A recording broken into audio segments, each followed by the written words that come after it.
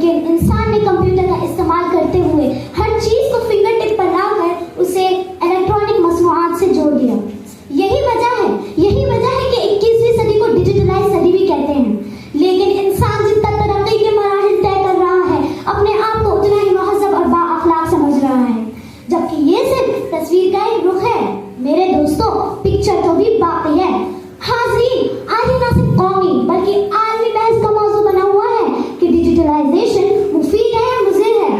मुख्तलिफ NGOs और इदारों ने अपनी रिपोर्ट में ये बात वाज़ेह कर दी है कि डिजिटलाइजेशन नुकसानदेह है, ख़ुसूसन मोबाइल फोन और उसके ऐप जो हमें डिजिटलाइजेशन के रास्ते पर ले जाते हैं, बैरूनी मुल्क और बिलखुसूस हिंदुस्तानी नौजवानों के लिए किसी लाइलाज मर्ज की हैयत इख्तियार कर चुका है। मेरे अजीज दोस्तों, क्या बच्चे, क्या जवान, क्या मर्द और क्या औरत सभी इसे डिजिटलाइजेशन के दीवाने बनकर रह गए हैं? और सच पूछिए तो इस डिजिटलाइजेशन ने मुआशरे में बिगाड़ डालने की एक नई तरह डालते हुए हिंदुस्तानी नौजवानों को नुकसान की तरफ गामजन कर दिया है।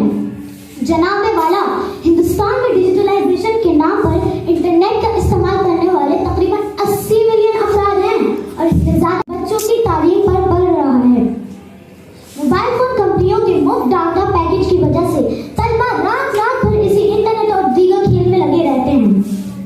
मुख्तसर ये कि इन नए पैकेज से न सिर्फ तलबा बल्कि हमारा नौजवान तबका भी तबाही के रास्ते पर गामजन होकर साइबर क्राइम का शिकार हो रहा है। वही कहने को तो हम तरक्की कर रहे हैं, डिजिटलाइज हो रहे हैं और सरकारी व गैर सरकारी कामों के लिए लंबी कतारों से हमको राहत भी मिल रही है।